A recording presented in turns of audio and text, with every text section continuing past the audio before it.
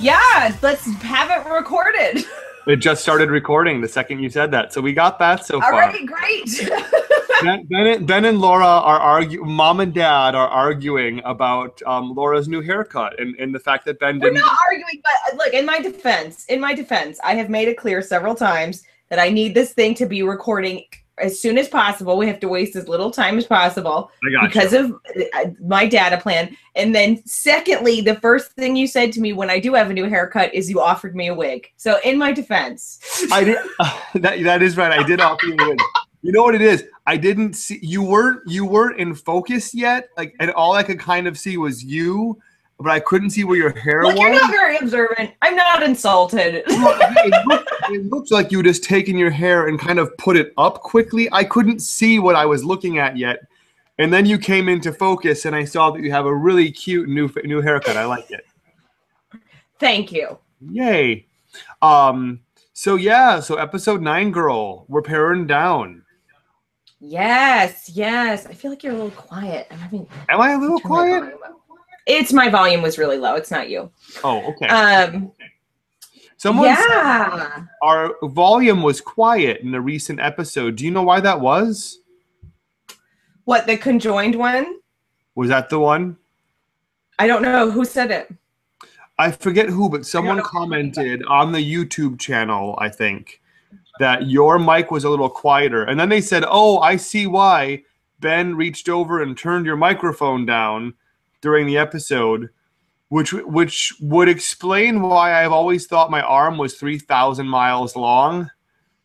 I know. I've always thought that about your arm. California. No, maybe I didn't see that comment. You don't know what video it was on? I don't think it was on. I want to say episode 5.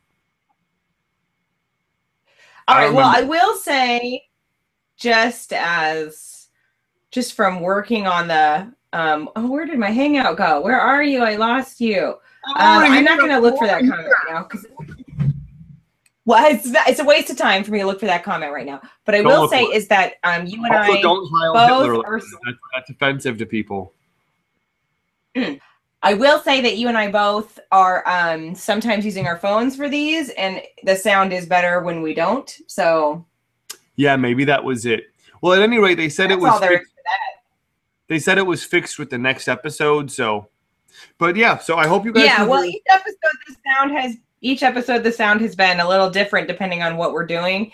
So, I mean, the bottom line is just that I have found them all to be audible. I'm sorry if you find it imperfect, viewers. Yeah, we're focusing here on progress, not perfect. We're doing our best, okay? It's not like we got a freaking studio in here. Apparently our best isn't good enough. That's what I'm getting. Yeah, I guess not. We're, making... I'm trying to do my Michelle Visage. You've got them. They are... I do have them, but they don't defy gravity like hers do. This is what Tina Belcher wants to grow up to be. Oh, Tina. Oh, Tina. All right, let's move on. Okay, Divine Inspiration. Is that what it is? Inspiration. So we are doing John Waters themed episode here. Episode 9. Is it 8? 9 of RuPaul's Drag Race. Divine Inspiration. This episode was a wet dream for me. Yeah, are you a big John Waters fan? Huge, and I love Divine. I'm sad to say I don't know John Waters that well. I've definitely seen some of his stuff, but I'm not like all. Yeah, it's very punk rock. Yeah. He's very punk rock to me. I love him so much, and I'm going to share a little fun fact about my dad right now that of course I'm incredibly proud of. So my dad is a professional musician, for those who don't know, and he when he was living in San Francisco in the 70s, Divine had a one-woman show called The Heartbreak of Psoriasis. Okay. And my dad played in the band for the show. Oh my! What did he say? Well, he said it was a short run. Unfortunately, it was a short-lived show. But he said at that cast party, he said it was, I'm going to try to quote him directly. He said, "That's the craziest fucking party I've ever been to in my life." I can only imagine. I remember when I remember watching when Caldwell first started getting into Divine, and he was watching one of her movies where like it ends with her doing some one-woman show, jumping on a trampoline, like rubbing herself with fish, and then she pulls out a gun and starts actually shooting at the audience. And it was pretty terrifying to watch, but you can't argue that it's not art. You can't say that. You can't say it's not art. Even if people die. Well, she's just ultimate punk rock to me. Divine is she's so hardcore. She's totally badass. But yeah, I mean, I just, I am really, I mean, I think our fans like know this about me, but I'm a big film junkie. So of course I got into John Waters movies at a certain age and like watched all of them. And I just really love him. And I think that, I just think he's awesome and hilarious and totally unique and fresh. And so it was really fun for me to see the Queens do. I felt the exact same way around the exact same age about drugs. Exactly the same way. Well, trust me, I was on drugs when I was into John Waters movies. I think John Waters was too. I actually like the way the camera. I'm looking across the way, and like the next building over has this little like rooftop little lounge, and this woman's coming out onto the rooftop with her little two-piece bikini on, and she's joining all her friends who are also all like sunning themselves on lawn furniture, and it looks like she's passing out like some suntan lotion or something. Everyone's out sunning themselves. It just looks nice. Sounds like a skin cancer commercial. It does. Does skin cancer have to advertise, you think? Hello. You're skin cancer. No, they're like, they don't need to, but they do anyway. Yeah, I'm sure they have a huge budget. So should we say something about the episode, you think? So yeah, I was really excited when Ru announced the Divine challenges. And another thing I thought was really interesting that I noticed right off the bat was, do you want to talk about the reading mini challenge? It was okay. Yeah, I did. I just wanted to say I'm glad Trixie won the mini challenge. I think she did really, really well. Yeah, it was a little uncomfortable for Ms. Fame. Like, I think it would be that way for me. Yeah, Miss Fame, that was dark.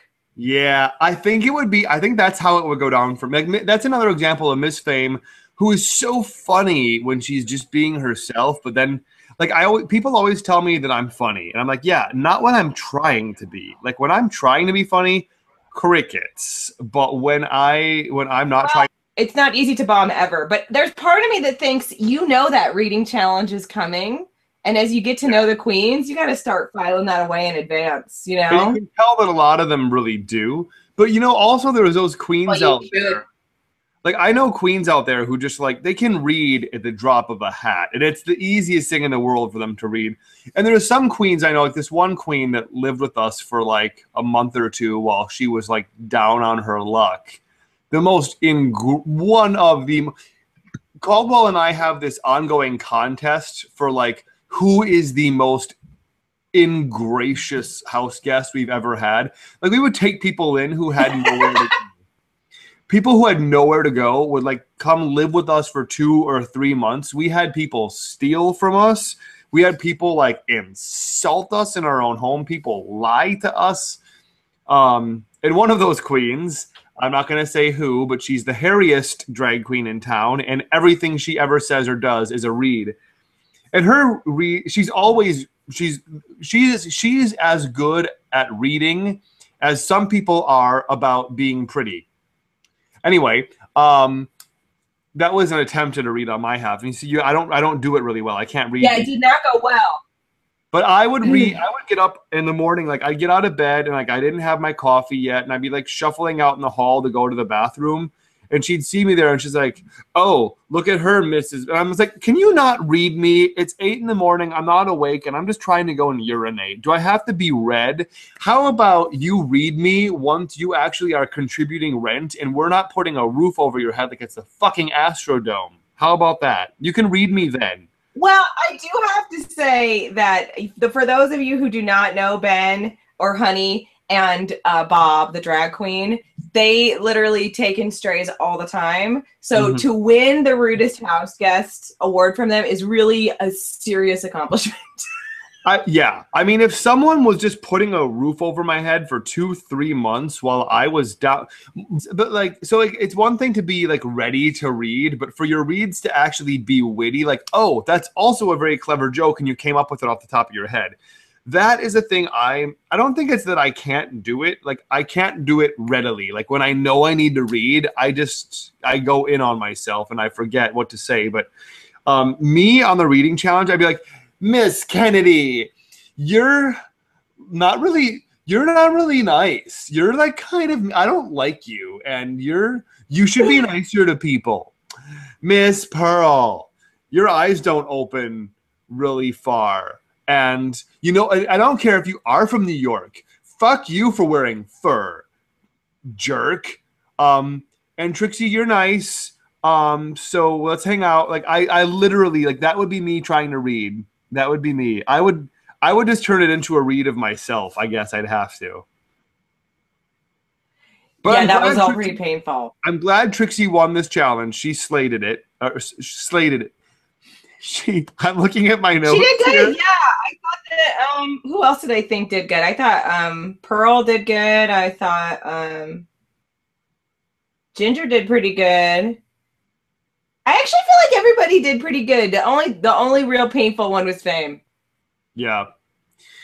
Yeah, I was reading, by the way, from my notes here that I took about the challenge, and I said that Trixie slayed it, and I noticed that I typed slated it, so I actually said she slated it.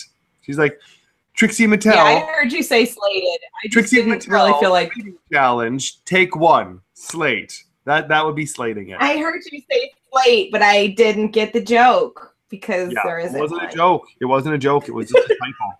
It was a spoken typo. Just a typo. Yeah. So I do really live for the reading challenge. I feel like it was just okay. Nobody was like amazing, but Trixie did good. She deserved to win. Yeah. But then she didn't get anything for winning, which bums me out. She didn't get any like advantages. They don't give anyone immunity anymore, do they? No, but you never got immunity for a mini challenge. Usually what you get for winning a mini challenge is you get like to pick your partner first or something like that. Yeah, but I remember in the past, or pair everybody up. They used to give queens immunity in the past. I remember that there used to be challenges. For winning main stage challenges, not for mini challenges. Yeah, I guess. Well. You don't guess. I am correct. No. I am correct. Main stage challenge coincides with the runway, though, right? So like you could win. That's what it means. Yes. You could win the main challenge, but still be terrible on the runway. But no matter how bad you are on the runway, you still won the challenge, so you can't. No. You're getting confused. Okay. So what would happen is somebody would win the maxi challenge, as they're calling it now. They used to call it the main stage challenge, but the maxi challenge. And then the next week you would have immunity. So you could be crappy the next week. Oh, the next week. I'm trying to think, how did it work? Yeah, the next week you had immunity. Yeah. Okay, that makes sense. Did they phase that out completely? Yes. I think it was season 6 that she said there is no more immunity ever. Yeah. I wonder why. Well, she's right, though, because so many years people would have been in the bottom if they hadn't had immunity. Like Tyra Sanchez is a great example. The week that she had immunity, I think there were 2 weeks that she had immunity that she really did bad. That would have she'd been on the bottom, but then she wasn't because she had immunity. And then Alaska, too. Alaska had her worst week on her season the week that she had immunity. So, I mean, is it fair? I don't know. Yeah. I know you would have been so happy if Alaska won. I want Alaska to win every year. You're still crossing your Every year fingers I'm that waiting. Alaska's gonna win. You're probably hoping that I'm waiting for them to they were gonna bring back. Well, I think Alaska and Adore will both show their faces on the next All Stars, and You I think they're gonna do another All Stars ever? Well, why wouldn't they? Did I tell you in one of the last episodes why they did the All Stars in the first place? Was to give Chad Michaels a crown. Yes, it was it was basically to satisfy a broken agreement RuPaul made with Chad Michaels. That's what I heard. So I don't know that they'll do another. I don't know that they'll do another All Stars. I mean, I don't know if the ratings warranted her coughing up another 100,000. Not to mention whatever it costs to make the show. Well, I don't think Ru coughs up the 100,000. I think Logo does. Well, maybe there's the problem. Well, we'll see. I don't know. I don't know why they wouldn't. People want another one. They talk about it all the time. And I think that if they did do it, I mean, I think Adore and Alaska are the two like biggest fan favorites who didn't win. They would both show up on All Stars, and they would both, I think, be serious contenders to get that crown. Yeah. So speaking of episode 9, in the rehearsal for the main challenge. Well, let's talk about teams real quick, because I have to say, I don't know why it surprised me, but it did surprise me that Trixie like beelined for Ginger for that challenge. Really? Why? Well, I don't know. I just had never really seen them hang out or talk or anything. But she was like, I mean, when they announced that challenge, Trixie was like, Ginger, you are my partner. I guess Trixie knew that Ginger wasn't going anywhere. I guess she knew that her odds were lowest of being in a losing team if she went with Ginger. Yeah, I think also, I mean, it does seem kind of like of the girls, I would either want Ginger or Katya for that challenge, I think. They were the ones that I think could do the John Waters thing. Like, that's what my instinct would be. Yeah. Katya, I'm officially going to say at this point, I want Katya to win. She's absolutely hands down my favorite. Oh, we had no idea. Thanks for telling us.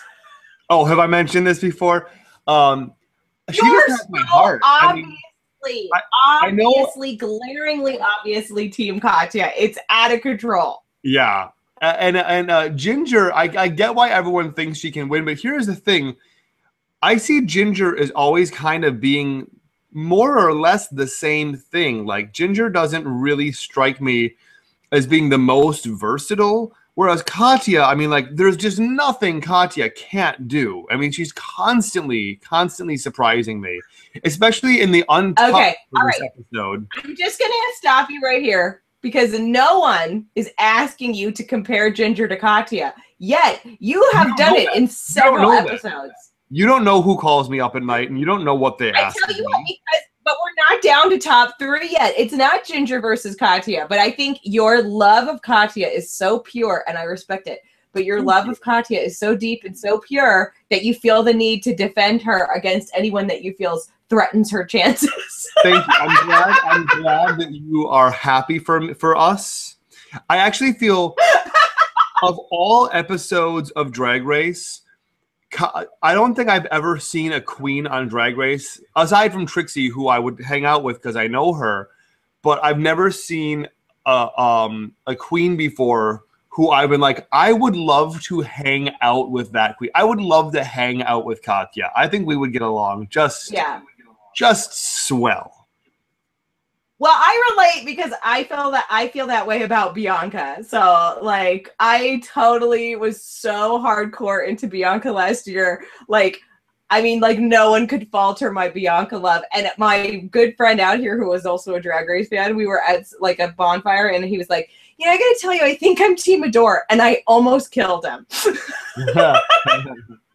I did not get I was like, we can't be friends anymore. You have to be Team Bianca. I didn't get Adore's appeal until like much later in the competition. I would love to make you over one day as Bianca Del Rio. That would be fun. Yeah, somebody else said that too. Melissa said she was going to give me a Bianca Del Rio face. I think Melissa would do a better job of that than I would. Maybe the two of us. Well, could she's a makeup artist. So, I have to say, during the rehearsals, I thought Katya was channeling Linda from Bob's Burgers. Katya was channeling Linda Belcher. I absolutely. Oh, I don't really agree with you on that. I think Katya was completely original, created her own character. I think that she was hilarious and amazing, and she really pushed the limit. And like John Waters said, she added a new layer of filth to that scene. She was amazing. Yeah. And Kennedy, I don't know how she's able to be so blasé, but then she really manages to pull it out in the actual challenge in a way that I wish Trixie could do. Because Trixie, in that rehearsal... Kennedy is good. She's good. She's good. She hides it from you. She's good when it comes time. She's good when it comes time to perform, but like up until that, I'm like, is there even a person in there? And then she performs and you're like, oh, she turned it out. You know, she's just weird. She's a weirdo. Yeah. I don't totally get her, but she says things sometimes that I think are really genuine and nice. But then she says something sometimes that I'm like, you sound like an evil person. But I don't know, because she does turn it out. And the other thing about Kennedy that I'll say is that Kennedy is able to turn it out in all these different ways. She is showing us what she can do. She has done the whole spectrum, the whole gamut. She's able to do it. Like, look. She's not that likable, but she's good. And I don't know. Dude, I think Kennedy is going to be top 3. I really think she's going to make it. I still don't want to see her in the top 3. And I don't know what I do either. I have mixed emotions. Yeah. It's like but she's good. It's like when we all started to concede, like, oh my God, George Bush is going to be our president. That's just what's going to happen. I was so drunk when that happened. Oh, yeah? Good. I was in a bar. Oh, God. I was wasted. So wasted. I remember that election. Well, I mean, I don't remember that election. That's the only way to handle that situation. But I remember that election because I don't remember. I was like drunk for the whole 8 years he was president. Yeah. Yeah. So let's go to the ugly dress show. Anyway, but let's talk about Trixie then, because I actually thought Trixie was pretty great. She just didn't quite totally unleash, I think. Yeah, her look was great. Like, I can see the character she was designing, but she didn't really bring that character to life. You know, that could have been a really fun, I hate to say it, but Katya could have done so much with that character. But yeah, I really wish. Well, the thing is, I do feel like Trixie did harken back to the original performance in a good way. And John Waters mentioned that when he was judging her, and he did honor Trixie did honor Divine's performance with what she did, but I do still feel like she was holding back. Ultimately, I felt like she didn't totally unleash, and Ginger did. So it was like, it was even, you know, if she hadn't been with Ginger, would we have noticed as much? I don't know. Yeah. What do you think about the ugly dresses? So you just don't want to talk about Fame and Pearl at all? Oh my God. No, actually, no, I don't. I really don't. You forgot about them because they were so unmemorable. Oh my God. That was terrible. That was really terrible. Though I have to say. Oh my God, it was painful. I think the person who did the best job in that challenge was Fame. Like, and maybe it was too. Oh, I don't agree. I thought Fame was terrible. At least Fame was like trying hard to give us something. Like, she was at least creating a character choice. It was a bit character-y. I don't know. Like, it wasn't, yeah, I don't know. No, that's I don't know. Look, I actually think Violet was probably the best of those 3. And that is a really low bar. I love how Michelle says that the star of that scene was the dog. Like, yeah, pretty much. Yeah, the worst part is that scene is so iconic, and like whatever. It pissed me off. I think the parody that they made was kind of stupid. Like, it was kind of a dumb parody. I totally agree. There was no angel on Divine's shoulder. Divine just ate that dog shit. Yeah. Yeah. I don't think she was torn about it. I think she just ate a piece of shit. She's a badass. Anyway. I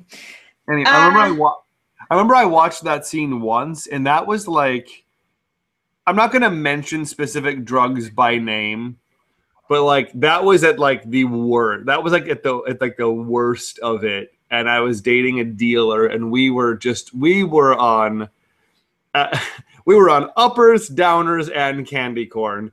And I remember watching that, and I was just like absolutely appalled as I was watching it. Which I think. Yeah, I remember just being like, I really couldn't believe that it was real poop. I researched it for ages because I was not convinced. But I'm convinced now. But anyway, so that was, yeah, it was terrible. And it is also interesting to me, Faye made the comment that when everybody was picking teams, everybody avoided the three of them because they're not good at that kind of thing. Yeah. Yeah, I don't think anyone's like, all right, Pearl's gonna kill this. So the ugly dresses. The ugly dresses. Can I just say the winner should have been Katya? I loved it. Did I mention I love Katya? Yeah, Katya, well, if it was based on ugly dresses alone, but I see why they chose Ginger. That performance was amazing. They didn't choose Ginger, they chose Violet. No, Ginger was the winner of the challenge. What are you talking about? Ginger won the ugly dresses challenge? The ugly dresses challenge, it's not separate. There's not separate. I feel like you haven't watched RuPaul's Drag Race the way you're talking today. It's hilarious. The runway challenge, it coincides with the John Waters video challenge, and they choose an overall winner, and it was Ginger. Right. Okay. So they didn't choose. They don't say Violet didn't win anything. What's that? Violet didn't win anything. She was in the bottom three. I feel like they at least acknowledged that she like that she won the best for like the runway. She didn't win anything, and she was never acknowledged as winning anything. What you're thinking is, I think during the deliberations, a couple of them said that she had the ugliest dress. But I'm with you. I don't agree. And also, Ginger said that I think with Katya, when they were smoking on Untucked, she was like, I knew they were going to buy that bullshit dress Violet pulled out. I think that's what I'm thinking, is more the acknowledgement that hers was the best of the ugly dresses. Yeah, well, I agree with you. It was ugly, but it wasn't, I don't know. She was wearing a clown costume. I don't really understand how that counts. Yeah, it was a costume. It wasn't, I mean, yeah, Katya just looked like a broke-ass Raggedy Ann doll. Or as I would like to call her. Oh, Katya was hilarious. Where do you even find a crocheted dress? That was hysterically funny. And I love on Untucked how Ginger was like, you know, you had that whole glass of water and didn't give your wig one sip. Oh yeah, that wig. Oh my gosh. Yeah. And then what I thought that who else's ugly dresses did I like? I liked Ginger's ugly dress too. But I mean, Katya's was it was just hysterically funny. I didn't like was Ginger's anybody else good ugly dress. It really wasn't ugly. It was just green and polka dot. Oh, I thought it was hideous. I thought it was totally hideous. If she was, it was like Pandora Box. If she, I would have just been Pandora Box for that challenge. Like for my ugly dress, I'm gonna be Pandora Box. Yeah. Wait, who was Pandora Box again? Never mind. Yeah, no. If Ginger was wearing that dress with in all seriousness, I would have been like, "Ooh, that dress is ugly." But I wouldn't have been like, "That dress wins for the ugliest possible dress." And who else? And Pearl looked adorable. I loved Pearl's look. You know, like she just the fact that the dress. She said it feel cute. Yeah, yeah. And Miss Fame, like. Oh, Miss Fame. Miss Fame was killing me this episode. The dress was unflattering. Like it was a hideous shape. but that didn't translate to ugly. It wasn't even really a hideous shape. It was just really big and weird. I do love the comment though, like, oh, she's wearing her Eton dress. Yeah, that was funny. I tell you what I felt about Miss Fame's dress. I felt that Miss Fame's dress was totally glamorous. I agree with John Waters. Totally glamorous, totally beautiful, something you would see on the red carpet. Now, would it maybe end up in the back of Us Weekly for people to make fun of? It maybe would, but it doesn't make it any less glamorous or red carpet worthy. I mean, it totally is something a crazy celebrity could wear for reals and not be like, this is an ugly dress. I don't know. It wasn't ugly. I have to say the best comment in the entire episode was when RuPaul, when Katya walked away in the dress and RuPaul said, "Knitter, please." That was hilarious. That was hilarious. And then we got to the lip sync. My God, Michelle was dying. So yeah, well, look, this is what I have to say about the lip sync. Oh my gosh! First of all, it was totally boring. They both tanked. Secondly, Fame, Miss Fame. Are you listening, Miss Fame? I want your eyes on my eyes, okay? You do not wear a dress that big without something underneath to show us when it comes time to lip sync. How dare you, Miss Fame, leave that gown on the entire lip sync? I was furious. Yeah, that was a really poor choice. I mean, come on. I like that they. There are countless times that was noteworthy, and then Fame went home. That was probably the best part. And I'm sad Fame went home. I thought Pearl started strong. Look, here's the deal. I had a revelation during this episode, and it's that I might be Team Pearl because I love Pearl. I had no idea. I've always loved Pearl. I've always liked her. I've always sort of been rooting for her, but I was devastated that she was in the bottom, and I was on the edge of my seat during the lip sync, desperate for her to stay. So I really love Pearl. I didn't realize how much I did until this episode, but I thought she started out really well with the lip sync, and I was like, you get it, girl. But then it like flatlined, and then Miss Fame didn't take her dress off, which is all I was waiting for. And then Pearl just like kept doing the same thing, and like, I don't know. I thought she was going to send both of them home. Oh my God, it could have been one of those, right? But no, Pearl clearly has more to give. And during the Untucked, Fame is talking about why she said on the runway that who should go home, Pearl should go home. And it's like, they're right, as they said during Untucked, like all of her reasons why Pearl should go home were valid 3 weeks ago. More than 3 weeks at this point. Yeah, however many weeks it's been. I mean, she deserves, Miss Pearl deserves to stay, definitely.